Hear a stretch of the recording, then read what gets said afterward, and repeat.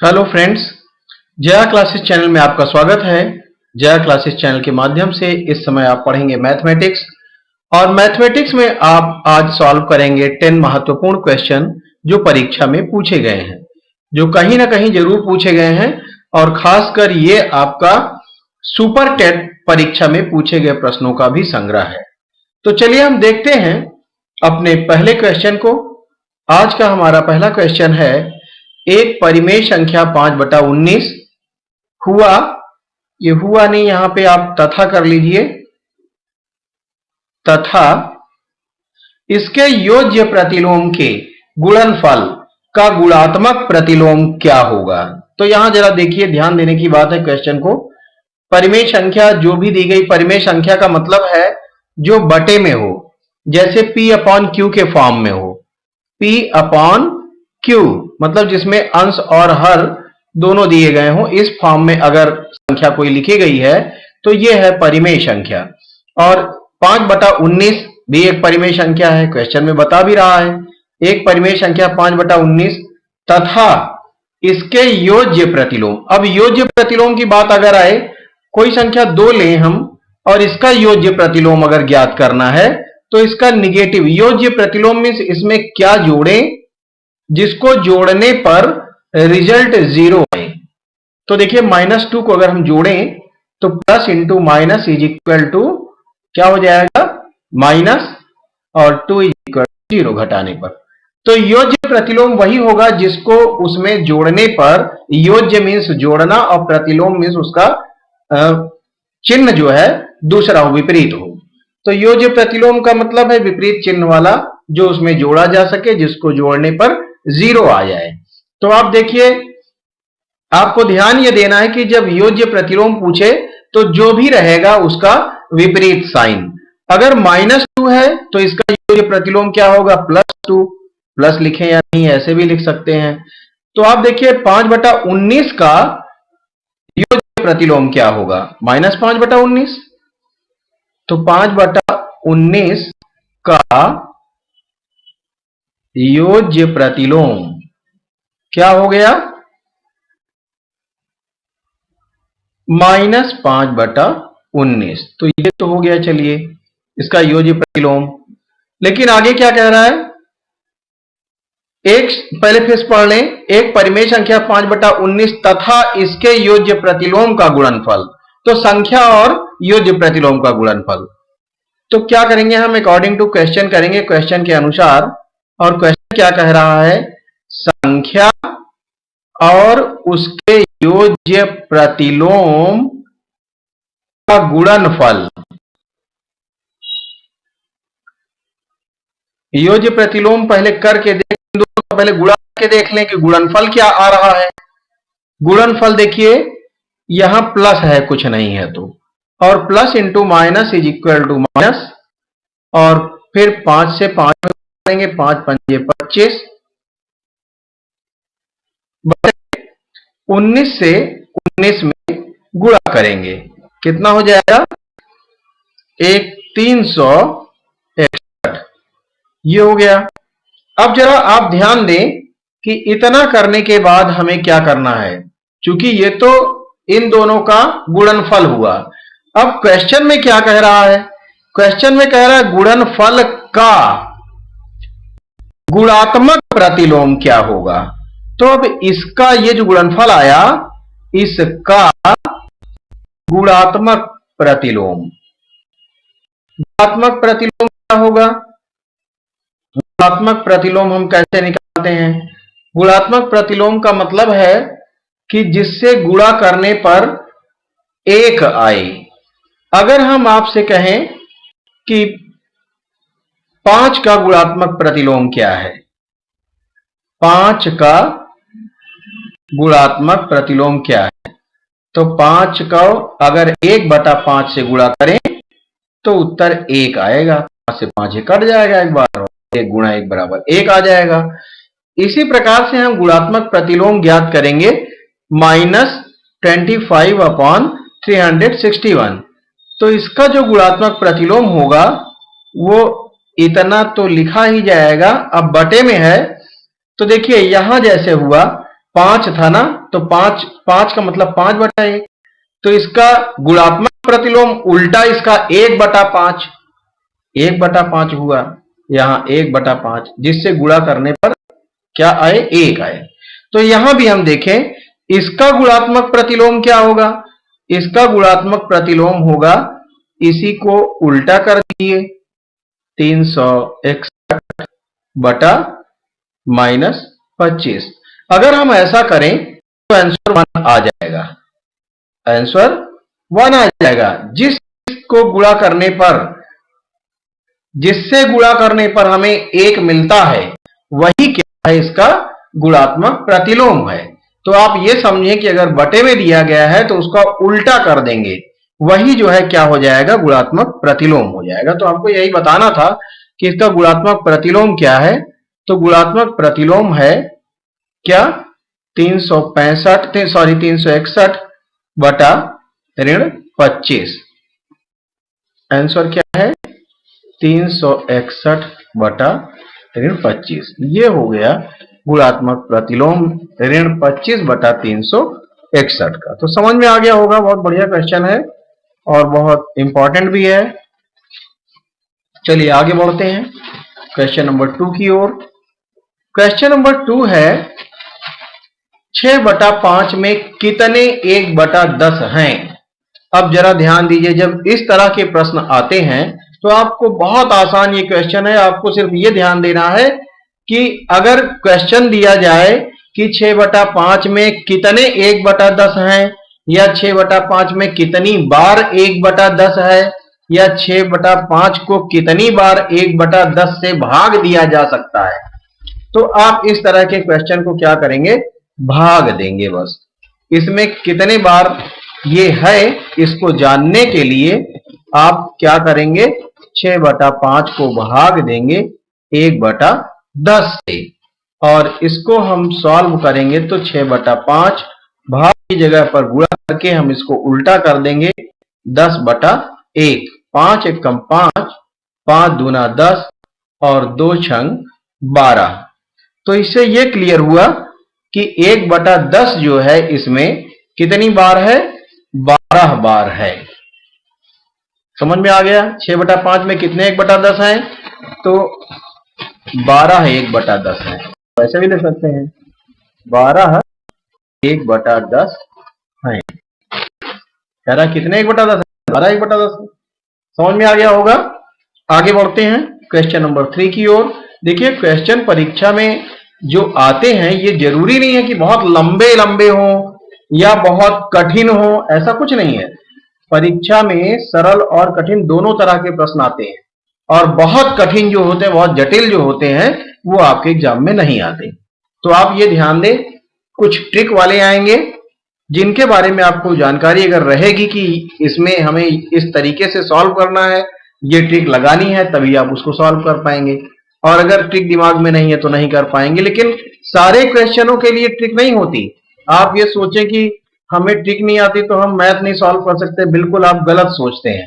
आप math solve कर सकते हैं बिना ट्रिक के भी। कुछ ही क्वेश्चन ऐसे हैं जो ट्रिक से आसान होते हैं, और अधिकांश क्वेश्चन आपको कैलकुलेशन आपका अगर अच्छा रहेगा तो आपको ट्रिक की कोई जरूरत नहीं, आप बहुत जल्दी सॉल्व कर लेंगे। तो चलिए देखते हैं क्वेश्चन नंबर 3। दो प्राकृतिक संख्याओं का योग 8 है, यदि उनके व्युत्क्रमों का योग 8/15 है तो दोनों संख्याओं को ज्ञात कीजिए। इसे हम दो तरह से सॉल्व कर सकते हैं। एक तो हम दो संख्याएं मान लें, दो प्राकृतिक संख्याओं का योग 8 है। अब दो संख्या हम कोई सी भी अगर मान लें, चाहे तो a b दोनों मान लें, फिर उसके बाद हम उनका व्युत्क्रम करके उनको जोड़कर 8/15 के बराबर लिख सकते हैं। या फिर अगर दो प्राकृतिक संख्याओं का योग 8 है, अगर आप जो है एक संख्या क्या मान लें, एक संख्या अगर आपने मान लिया x, तो दूसरी क्या हो जाएगी, जो दूसरी संख्या होगी वो 8 - x हो जाएगी, क्योंकि दो संख्याओं का जोड़ 8 है और उसमें से एक आपको पता चल गई तो उसको आप अगर घटा देंगे योग में से तो दूसरी संख्या पता चल जाएगी। जैसे हम अगर आपसे कहें कि दो संख्याओं का योग 8 है और एक संख्या 3 है, तो दूसरी संख्या क्या है? तो आप क्या करेंगे? 3 को 8 में से घटा देंगे तो आपको दूसरी संख्या प्राप्त हो जाएगी। तो यहां हमने क्या माना? x माना है, तो x को 8 में से घटा दे रहे हैं तो दूसरी संख्या प्राप्त होगी। अब समझ में आ गया होगा आपको। तो इस प्रकार से हमने ये संख्या मान ली कि माना संख्या, एक संख्या क्या है? x है, तो दूसरी क्या हो जाएगी? दूसरी 8 माइनस x होगी। ये क्वेश्चन है जैसा क्वेश्चन में दिया गया है, समझ में आ रहा होगा। यदि उनके व्युत्क्रमों का योग 8/15 है। अब जरा देखिए, व्युत्क्रम मीन्स जानते हैं? व्युत्क्रम मीन्स अपान में कर दें। अब x का व्युत्क्रम क्या होगा? 1/x। क्या होगा? 1/x, 1/x। और x का व्युत्क्रम क्या होगा? 1/8 माइनस x। बहुत आसान है।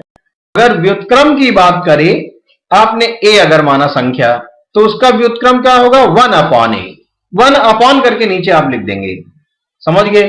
देखिए अब क्वेश्चन में क्या कह रहा है, यदि उनके व्युत्क्रमों का योग, तो ये दोनों संख्याओं के तो व्युत्क्रम लिखे और उनका योग मीन्स उनके बीच धन का चिन्ह कितना है? 8/15 है। मतलब अगर इसको सॉल्व करें तो इनका जोड़ 8/15 के बराबर है। अब इसी को सॉल्व करके हम x की वैल्यू निकाल सकते हैं। और देखिए जल्दी से क्या करेंगे, इससे ऊपर गुणा करो और गुणा करो तो 8 माइनस एक्स, 8 माइनस एक्स, और x से जब 1 में गुणा करेंगे तो बीच में ये जो प्लस साइन है, इस प्लस साइन को लिखेंगे और x से 1 में गुणा करेंगे तो x कम x। ये आपने देख लिया, लिख दिया हमने। इसके बाद क्या करना है, हमें जो नीचे है उन दोनों का गुणा करके लिखना है। तो x गुणा 8 minus X is equal to 8/15 जैसा क्वेश्चन में है। अब जरा देखें इसको हम सॉल्व कैसे करें। सॉल्व करने के लिए x से ये x घट गया, हम काटते इसलिए हैं कि आपको समझ में आए कि अब ये नहीं है। क्योंकि x में से x घटा देंगे तो खत्म हो गया, इसलिए काट दे रहे हैं, आपको समझ में आए कि ये खत्म हो चुका है। कटता नहीं है बल्कि घटता है। तो आप ध्यान दें, ऊपर क्या बचा है 8 और नीचे x गुणा 8 ऋण x। अब आप क्या करेंगे, क्रॉस मल्टीप्लाई प्रकार से कर लें। क्रॉस मल्टीप्लाई जब हम करते हैं तो क्या आता है जरा देखिए। क्रॉस मल्टीप्लाई हम करेंगे तो हम करेंगे 15 से किसमें गुणा, ये जो 15 है इस 15 से करेंगे 8 में गुणा। चूंकि x से माइनस x घट गया था तो कुछ बचा ही नहीं, 8 अकेले बचा है। तो 15 से 8 में करें, 15 अट्ठे 120। देखिए दो बातें हैं, या तो आप गुणा कर लें या एक तरीका और भी है।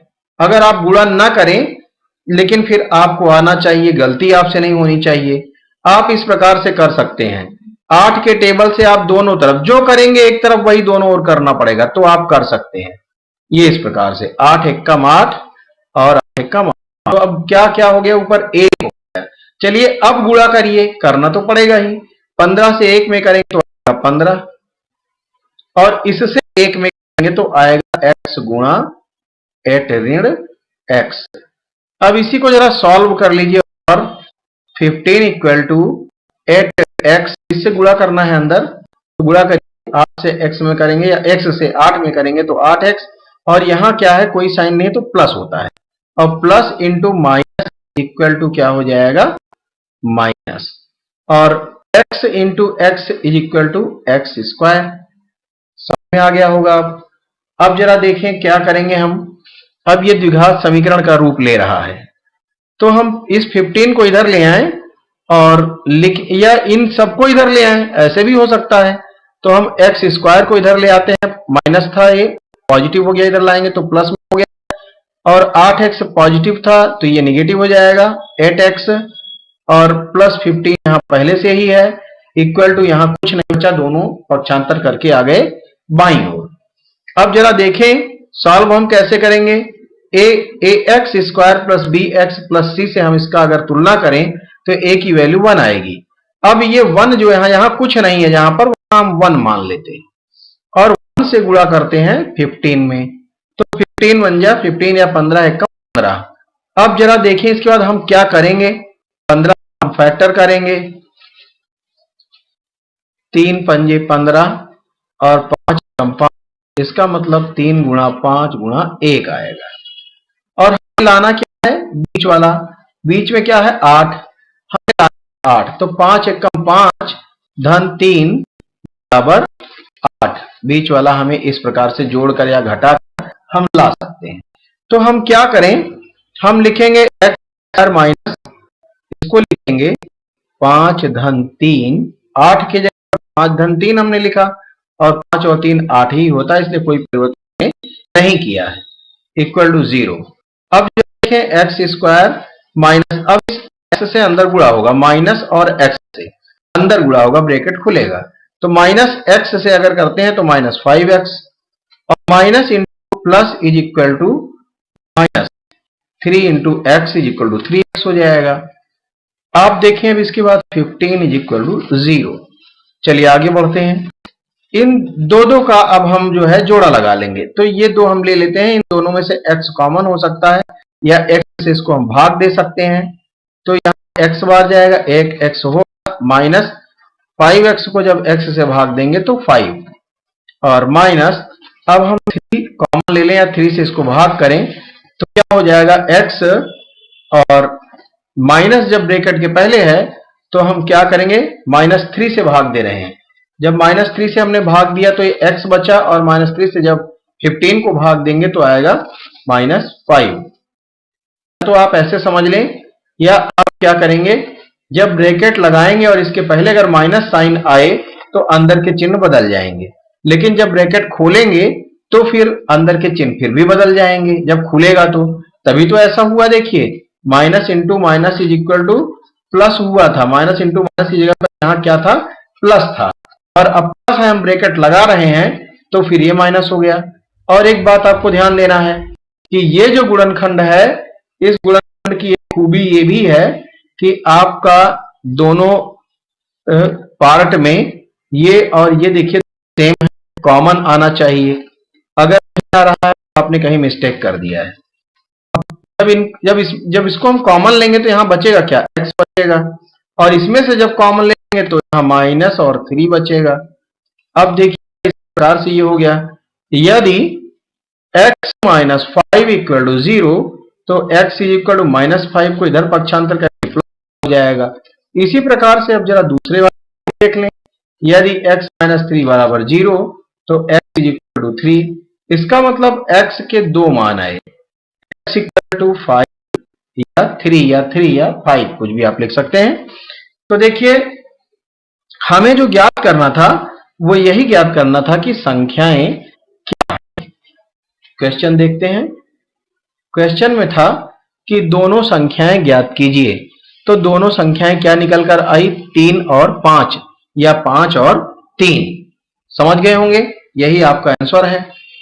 अब आप जरा देखें अपने उत्तर की जांच करने के लिए कि अगर दोनों को हम जोड़ें तो क्या होगा, 3 और 5 8 होगा, और इनके क्या है अगला, उसमें कंडीशन जो दूसरी दी थी, इनके व्युत्क्रमों को 8/15 होगा। तो देखिए 3 और 5 आपको मिला है, आंसर की जांच कर 3 और 5 जोड़ रहे हैं, 8 आ रहा है, और इनके व्युत्क्रम मीन्स 1/3 प्लस 1/5 मैंने आपको समझाया।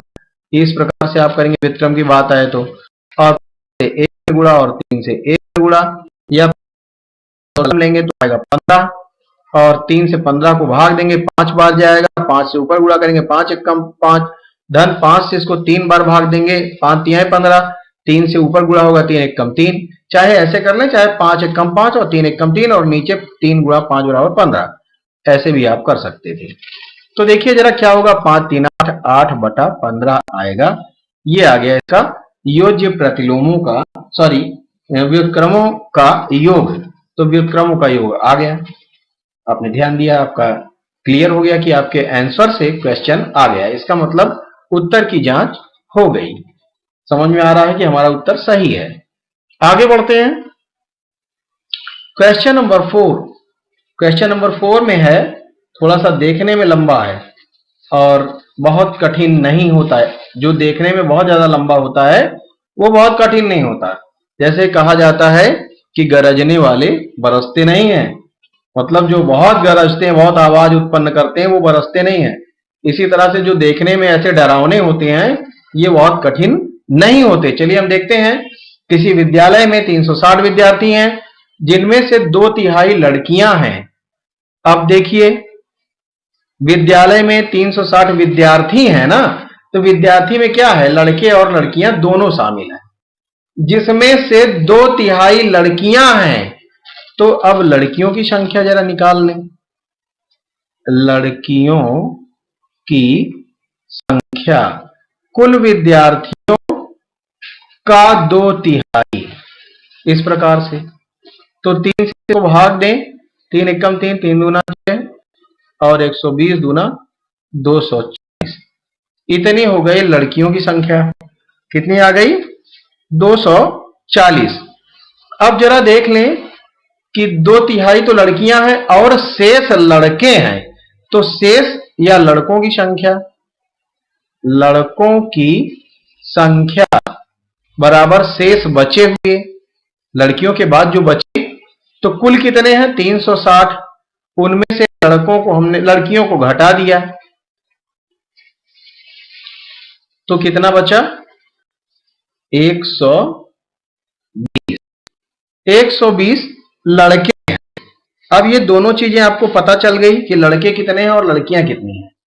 लड़कों की संख्या के 3/4 खिलाड़ी हैं। अब इस बात को आप केयर करिए, लड़कों की संख्या के, तो लड़कों की संख्या कितनी है? लड़कों की संख्या 120, तो 120 के या का मीन्स गुणा, लड़कों की संख्या के 3/4, तो लड़कों की संख्या 120 और उसका मीन्स गुणा 3/4 मीन्स 3/4। समझ गए होंगे अब आप, का मीन्स गुणा या के मीन्स गुणा, और 3/4 मीन्स 3/4। क्या है ये हैं खिलाड़ी हैं। तो देखिए प्रश्न के अनुसार खिलाड़ी हैं ये। क्या है ये? खिलाड़ी। तो चलिए अब इनको कर लेते हैं गुणा, सॉल्व कर लेते हैं। 4 एकम 4 और 4 तिहाई 12 और 0 30 तिहाई 90। 90 क्या है? 90 जो है खिलाड़ी हैं, लड़के हैं ना, ये लड़के खिलाड़ी हैं। अब देखिए आगे क्या पूछ रहा है, जो खिलाड़ी नहीं है उन लड़कों की संख्या बताइए। तो उन लड़कों, विद्यार्थियों नहीं, लड़कों, तो लड़कों की बात जब आ रही है तो लड़के कुल कितने हैं? तो कुल लड़कों की संख्या तो 120 है, जिसमें से 90 क्या हो गए? खिलाड़ी हो गए। तो जो खिलाड़ी नहीं है ऐसे लड़कों की संख्या आपको बतानी है। लड़कों की संख्या जो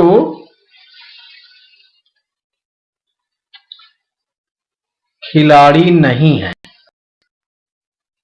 चलिए, तो जो खिलाड़ी नहीं है, कुल कितने लड़के थे? 120 थे, और खिलाड़ी कितने हैं? 90। तो कितने बचे हैं? 30 बचे हैं, और वही 30 क्या है? खिलाड़ी नहीं है। समझ में आ गया होगा। बहुत बढ़िया क्वेश्चन है और बहुत इंपॉर्टेंट क्वेश्चन भी है। तो ये सारे क्वेश्चन फिलहाल जो आप सॉल्व कर रहे हैं, ये सुपर टेट में आए हुए क्वेश्चन है और परीक्षाओं में इसी तरह के क्वेश्चन पूछे जाते हैं। इनसे आपको आंकड़ा भी लग रहा है और आप इनको सॉल्व करके अपने आप को भी महसूस कर पाएंगे कि हाँ, हम परीक्षा में बैठने लायक हैं या नहीं, हमारी तैयारी कुछ भी है या नहीं। तो चलिए देखते हैं आगे। 5/14 में क्या घटाया जाए कि प्राप्त भिन्न 7/42 हो जाए। हम आपसे कहें कि 5 में से क्या घटाया जाए, 5 में से क्या घटाया जाए कि उत्तर 3 आ जाए।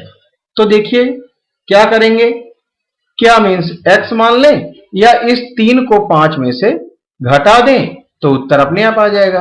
5 में से 3 को घटाएं तो 2 आएगा, और 5 में से अगर 2 को घटा दें, क्या घटा दें मीन्स 2 घटा दें, अगर यहां 2 लिख दें, 2 घटाने में कितना आएगा 3। तो देखिए इसके लिए हमें क्या करना पड़ा, 5 में से 3 को घटाना पड़ा, मतलब घटाने के बाद जो उत्तर आ रहा है उसको हम पहले वाली संख्या से घटा दें तो भी हमारा उत्तर आएगा। अब देखें जरा 5/14 में से क्या घटाया जाए। मान लीजिए x घटाया जाए, क्या घटाया जाए कि क्या हो जाए। चलिए हमने मान लिया कि हम x घटा रहे हैं, तो घटाया जाए कि घटाने पर प्राप्त भिन्न मीन्स उत्तर कितना होगा, 7/42 होगा। चलिए हमने लिख दिया। अब x के नीचे कुछ नहीं है तो आप जो है अभी इसको पड़े भी रहने दें।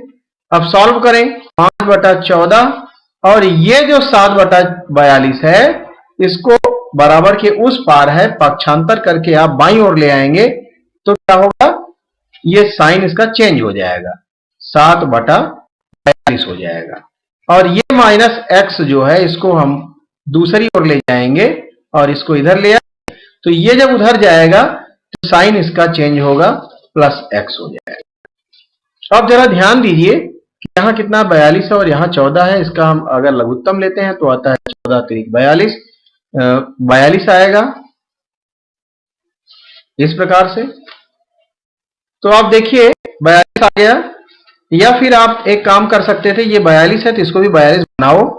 इसके लिए आप क्या करेंगे, 3 से इसमें गुणा करना पड़ेगा और 4 × 42 हो जाएगा। लेकिन बात वही है जो हम भी करने जा रहे हैं, हमने लघुत्तम 42 लिया और अब 14 से इसको भाग देते 42 को, तो 14 × 42 3 बार, तो 3 से 5 में गुणा करके यहां लिखेंगे 3 × 5 = 15, बात वही आई। आगे देखिए -42 से 42 को भाग देंगे, एक बार जाएगा, 1 से 7 में गुणा करेंगे ऊपर, 7 × 7 x। चलिए 15 में से 7 जरा हटाइए तो 8/42 बराबर x। अब इसको हम क्या करें, किसी टेबल से काट दें। तो काटे जरा, हम काटते हैं 2 से, 2 चौक 8, इसको भी काटें, 2 × 4 2 = 2, तो क्या हो गया 4/21। अब ये और नहीं कटेगा और ये नहीं कट पाएगा, तो यही क्या है आपका आंसर है। इसका मतलब x की जो वैल्यू आई वो कितनी आई, 4/21, और यही हमारा आंसर है। हमें निकालना क्या था, हमें ये निकालना था, जरा क्वेश्चन को देख लें तो आपके समझ में आए क्या निकालना था। 5/14 में से क्या घटाया जाए कि प्राप्त भिन्न 7/42 हो, तो 5/14 से क्या घटाना पड़ेगा, 4/21 घटाना पड़ेगा, यही आपका आंसर है। आगे बढ़ते हैं अगले क्वेश्चन की ओर। क्वेश्चन नंबर 6, संख्या 105 के गुणनखंडों की संख्या बताइए। ये अपने आप में एक थोड़ा सा अलग तरीके का क्वेश्चन है और बहुत ही इंपॉर्टेंट भी है। संख्या 105 के गुणनखंडों की संख्या बताइए। तो संख्या 105 के गुणनखंड, हम इसके पहले फैक्टर कर लें। 105 के हमने फैक्टर किया तो आया, 2 से जाएगा नहीं, 3 से कर लेंगे, 3 का 9, 1 बचेगा, 3 × 5 = 15, फिर 5 से, 5 × 7 = 35, फिर 7 से, 7 × 1 = 7, तो हमें मिला क्या, 3 × 5 × 7, ये गुणनखंड आए। अब जरा देखिए, ये तो खंड आए, इसके फैक्टर हुए। संख्या 105 के गुणनखंडों की संख्या कितनी होगी, इसके गुणनखंड कितने होंगे, ये आपको बताना है। तो आप क्या करेंगे, आप जो है ये कितनी कितनी बार हैं, ये एक एक बार है, इसीलिए इनकी घात क्या है, इस प्रकार से। अब जरा ध्यान दें कि जब इसका तरीका क्या है, इसका तरीका यह है गुणनखंडों की संख्या ज्ञात करने का। गुणनखंडों की संख्या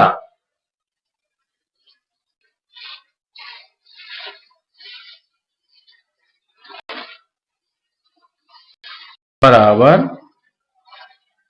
क्या करेंगे, घातों में एक जोड़कर गुणा कर देंगे। तो घात में एक जोड़िए, घात क्या है पहले वाले में? एक है, उसमें एक जोड़िए, फिर क्या करेंगे? गुणा करेंगे। फिर अगले में घात क्या है? एक, उसमें एक जोड़िए, फिर क्या करेंगे? गुणा करेंगे। अगले वाले में भी यही हमें करना है, जितनी है उसी में एक जोड़ देना है। अब यहाँ घात भी एक ही है और एक जोड़ना है, तो ये दोनों में ऐसा ही हो गया, दोनों बातें एक ही तरह हो गई। अन्यथा घात कुछ भी हो, हमें एक जोड़कर कर लेना है। तो चलिए हम देखते हैं, एक और एक कितना हो गया? 2 गुणा 2 गुणा 2। तो क्या आ गया? 2 दूना 4, 4 दूना 8। आप देख रहे हैं संख्या कितनी होगी? 8 होगी। कितनी संख्या हो जाएगी? 8। गुणनखंडों की संख्या 8 होगी 105 के। तो 105 के गुणनखंडों की संख्या 8 होगी, यही हमारा आंसर है। आगे बढ़ते हैं, अगला क्वेश्चन है क्वेश्चन नंबर 7। और क्वेश्चन नंबर 7 है, रुपया 12,000 का 8% वार्षिक दर से 6 माह का चक्रवृद्धि मिश्रधन ज्ञात कीजिए, जबकि ब्याज प्रति तिमाही देय हो। ब्याज प्रति तिमाही देय हो। देखिए अब बात आती है तिमाही की, अगर देखो छमाही की बात आती है तो क्या करेंगे? दर में 2 से भाग और समय में 2 से गुणा। अब यहां ध्यान दें, लेकिन समय वर्ष में होना चाहिए, इस बात का आपको ध्यान रहना चाहिए। अब यहां जरा ध्यान देंगे कि अगर तिमाही है तो कितने तिमाही होंगे साल भर में? 3 से 12 महीने को भाग दे दें तो 4 तिमाही होगा। इसका मतलब इसमें क्या करना पड़ेगा? 4 से दर को भाग और 4 से समय में गुणा। तो यहां देखिए हम करते क्या हैं, पहले जो जो हमें दिया है वो लिख दें। मूलधन कितना है? 12,000 और आर रेट ऑफ इंटरेस्ट कितना है? 8%। ये वार्षिक है, लेकिन अगर तिमाही निकालेंगे तो क्या करेंगे? मैंने कहा 4 से इसको भाग देंगे तो 2 तिमाही, सॉरी क्या कर रहे हैं हम, 8% है ना, हाँ, तो 4 से हम इसको भाग दे देंगे तो आ गया 2। आप जरा देखें, ये हो गया तिमाही का, ठीक है ना। चलिए अब आगे जरा देख लें, समय कितना है? समय t बराबर या n बराबर कितना है? 6 माह है। 6 माह है, ध्यान दीजिए। तो 6 महीने में कितने तिमाही होंगे? 3 महीने वाले कितनी होंगे? 2 होंगे, तो 2 तिमाही होंगी। 2 तिमाही, समझ में आ गया। अब आप जरा फॉर्मूला लगाएं मिश्रधन का। तो मिश्रधन A is equal to P into 1 plus R upon 100 to the raise n। तो P इज इक्वल टू 12,000 और 1 प्लस R की वैल्यू रख दें, कितना? 2। R की वैल्यू आप रखेंगे 2 जो आपने निकाला है अपॉन 100 और to the raise n means 2 तिमाही। समझ में आ रहा होगा आपको। अब आप क्या करेंगे जरा देखिए,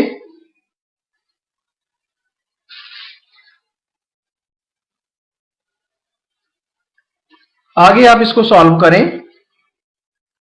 12,000 गुणा 2 से आप इसको भाग दे सकते हैं, 2 एक कम 2 और ये 50, 50 एक कम 50 धन 1 51 बटा 50 की घात 2 है।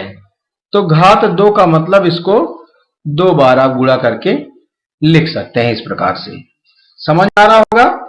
मैं आपको स्टेप बाय स्टेप समझा रहा हूं इसलिए कि कहीं से आपको कोई परेशानी उत्पन्न ना हो। आगे देखते हैं अब हम करेंगे क्या। 1 0 और 2 0 से हमने दोनों 0 कैंसिल कर दिए। 5 से 5 कम 5 और 5 दूना 10 बचेगा 2 और 20 हो जाएगा, 5 चौक 20। ध्यान दें अब और कटने की उम्मीद नहीं है। तो आप 51 गुणा 51 गुणा 24 करेंगे और इतना करने के बाद फिर आप इसको भाग दे देंगे। कितने से? जो नीचे है 5 गुणा 1 मीन्स 5 एकम 5 से। नहीं समझ में आ रहा है अगर, तो फिर से हम थोड़ा सा इसको आगे बढ़ाकर इसको और सॉल्व करते हैं। चलिए देखिए क्या हो जाएगा। यहां 24 है, 24 गुणा 51 गुणा 51। तो हम देखते हैं 51 गुणा 51 अगर करते हैं तो आता है 2601 और गुणा 24 बटा 5 एकम 5। इसको जब अगर हम 24 से भी गुणा करेंगे तो आएगा 10,404। इस प्रकार से अब क्या करें, इसके बाद हमें नहीं 10,404 नहीं आएगा, आएगा 62,424। गलत हमने लिख दिया। क्या आएगा? 62,424। 62,424। अब इतना आने के बाद क्या करेंगे, हम इसको 5 से भाग दे देंगे। 5 नीचे है तो इसको 5 से भाग दीजिए आप। 5 एकम 5, 1 बचा 12 हो गया, 5 दूना 10। फिर क्या होगा, 2 बचा 24 हो गया, 5 चौक 20। फिर 4 बचेगा तो 42 हो जाएगा, 5 अट्ठे 40। फिर 2 बचेगा 24 हो जाएगा और 5 चौक 20। फिर 4 बचेगा, दशमलव लगाएंगे 40 होगा और 5 अट्ठे 40। इस प्रकार से जो हमारा आंसर आएगा निकलकर वो आएगा 12,484.8 या 80। इस प्रकार से लिख सकते हैं 80। यही आपका आंसर हो जाएगा।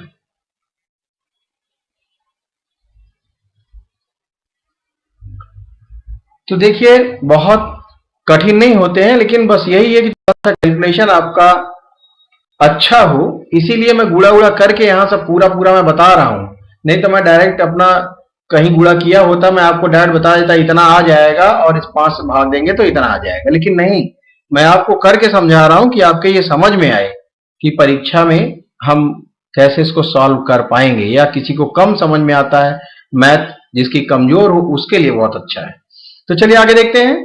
₹5 के 6 की दर से केले खरीद कर 6 के 5 की दर से बेचने पर कितने प्रतिशत लाभ होगा? तो लाभ, अगर हमें प्रतिशत लाभ ज्ञात करना है तो हमें 2 चीजें ज्ञात करनी है, क्रय मूल्य और विक्रय मूल्य। तो हम उसको ज्ञात करें, एक केले का पहले क्रय मूल्य या विक्रय मूल्य, क्रय मूल्य और विक्रय मूल्य एक एक केले का हम ज्ञात करें। तो ₹5 के 6 का मतलब 6 केले का खरीदा है इसने, तो खरीदा में क्रय मूल्य। 6 केले का क्रय मूल्य कितना है? ₹5। तो एक केले का क्या हो जाएगा? 5/6 ये क्या है? क्रय मूल्य है एक केले का, एक केले का क्रय मूल्य। अब इसी तरह से हम विक्रय मूल्य भी निकाल लें। ₹6 के 5 का मतलब यह हुआ 5 केले विक्रय मूल्य बराबर ₹6। तो एक केले का विक्रय मूल्य बराबर 6/5 ये भी आपको समझ में आ गया होगा।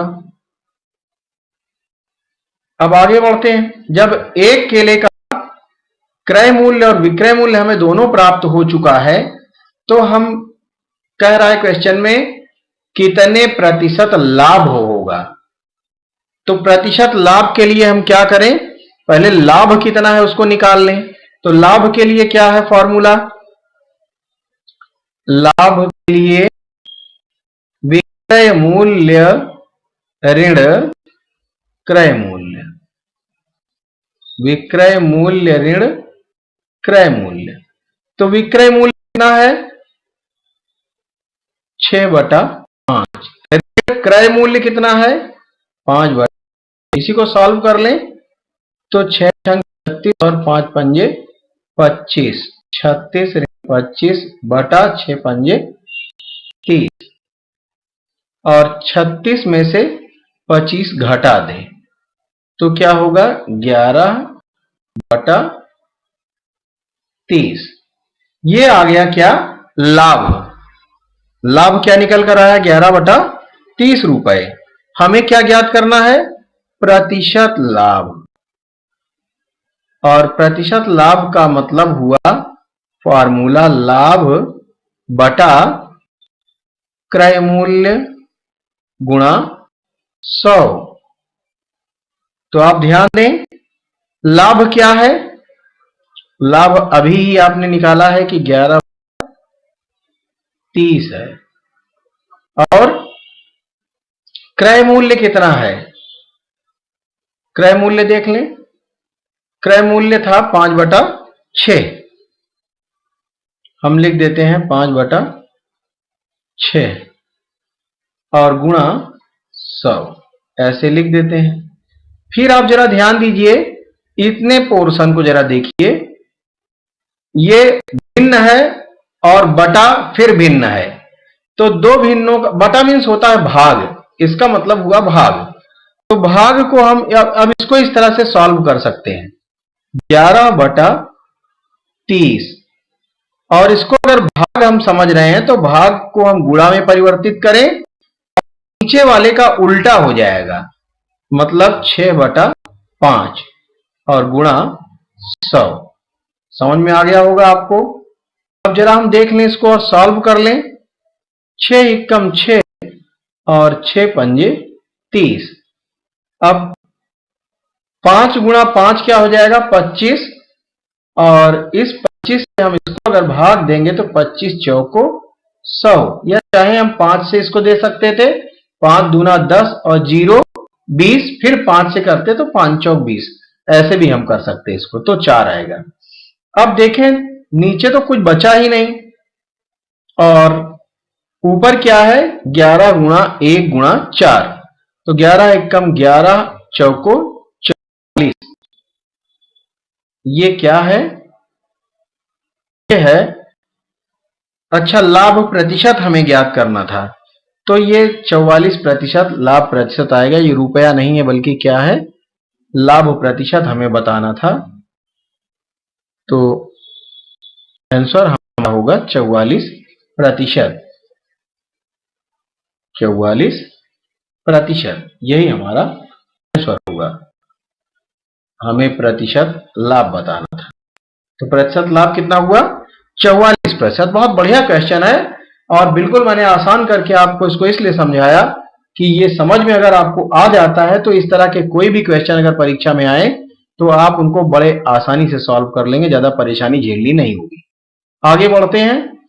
अगला क्वेश्चन हमें जो दिखाई दे रहा है वो है, पेट्रोल की कीमत 25% की दर से बढ़ जाती है, पेट्रोल पर खर्च ना बढ़े, इसके लिए यात्रा में कितनी कटौती करनी पड़ेगी? देख रहे हैं इस समय पेट्रोल बहुत महंगा हो गया है, लगभग 100 रुपए प्रति लीटर पहुंच गया है। तो फिर कटौती करनी पड़ेगी कि अब यात्रा कम की जाए कि हमारा खर्च ना बढ़े।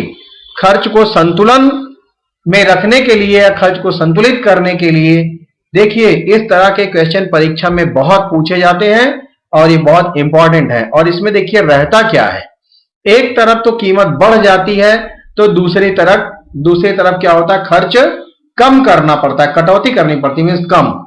एक तरफ वृद्धि होगी तो दूसरी तरफ कम होगा। अगर एक तरफ पहले अगर कम हो गया है तो बाद में वृद्धि होगी। तो इन दोनों के लिए हम आपको फॉर्मूला बताते हैं।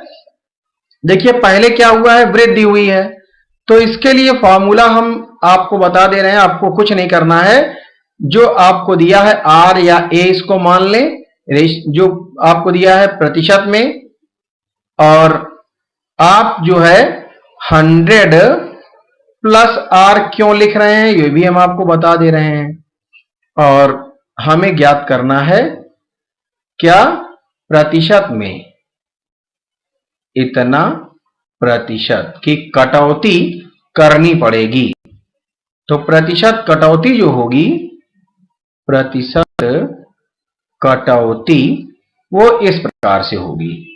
तो देखिए क्या करेंगे हम, कितने प्रतिशत बढ़ी है पेट्रोल की कीमत? अगर बढ़ी है तो देखिए, बढ़ी है तो यहां प्लस, बढ़ी है तो यहां प्लस, अगर घटी है तो यहां माइनस करेंगे, इस बात का भी ध्यान रखिएगा आप। तो आर की वैल्यू 25, 25 बटा 100 धन 25 125 गुणा 100 प्रतिशत। अब जरा देखिए 25 से अगर भाग दें तो 25 एकम 25 और 25 पंजे 125। अब 5 से काट दें ऊपर, 5 एकम 5, 5 दूना 10 और 0। इसका मतलब आपका आंसर आ रहा है, वो आ रहा है 20 गुणा 1 मीन्स 20 प्रतिशत कटौती करनी पड़ेगी। यात्रा में क्या करना पड़ेगा? 20% कटौती करनी पड़ेगी। तो इस तरह के क्वेश्चन जो आपको आएंगे उसके लिए फॉर्मूला यही रहेगा, आप इसको याद कर लीजिएगा। बहुत इंपॉर्टेंट क्वेश्चन है और परीक्षा में ये बहुत पूछा जाता है। चलिए आगे बढ़ते हैं अगले क्वेश्चन की ओर, क्वेश्चन नंबर 10, और ये है 0.025 इक्वल टू कितना परसेंट। बहुत बढ़िया क्वेश्चन है। जब परसेंट की बात आए तो फिर आप क्या करेंगे? 100 से गुणा कर देंगे। अब जरा ध्यान दें कि 0.25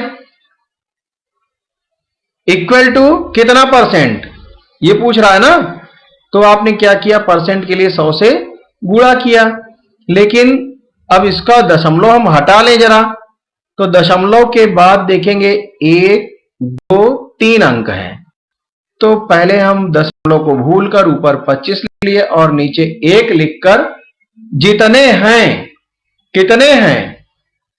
1 2 3 0, ये 3 अंक थे ना, 3 अंक थे, तो हम क्या करेंगे?